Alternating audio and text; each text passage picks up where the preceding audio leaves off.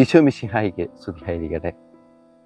വിശുദ്ധ മർക്കോസിന്റെ സുവിശേഷം 15-ാം അധ്യായം 39-ാം വാക്യത്തിൽ നാം ഇപ്രകാരം വായിക്കുന്നു: അവൻ അഭിമുഖമായി നിന്നിരുന്ന ശതാധിപൻ അവൻ ഇപ്രകാരം മരിക്കുന്നത് കണ്ടു പറഞ്ഞു, സത്യമായും ഈ മനുഷ്യൻ ദൈവപുത്രനാണ്.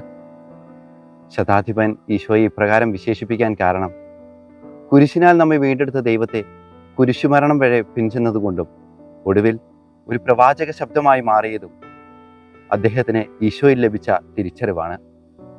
ഈ തിരിച്ചറിവാണ് നമ്മുടെ ജീവിതത്തിലും അനിവാര്യമാക്കേണ്ടത്. വേദനകളും ദുരിതങ്ങളും നമ്മെ ദുഃഖത്തിൽ ആഴ്ത്തുമ്പോൾ എല്ലാം കർത്താവിൻ്റെ കുരിശിനോട് ചേർത്ത് വെച്ച് അവിടുത്തെ അചഞ്ചലമായ സ്നേഹത്തെയും കരുതലിനെയും നമുക്ക് തിരിച്ചറിയാം. ഈ നോമ്പുകാലത്ത് അറിവിൽ നിന്ന് തിരിച്ചറിവിലേക്കുള്ള ഒരു സഞ്ചാരമായി ശതാധിപനെ പോലെ നമുക്കും തിരിച്ചറിയാം. അങ്ങനെ കുരിശിലെ സ്നേഹത്തെ പൂർണ്ണ ഹൃദയത്തോടെ വാരിപ്പുണർന്ന് ആ ക്രൂശിനെ നമുക്കും പിൻചെല്ലാം. ആമേൻ.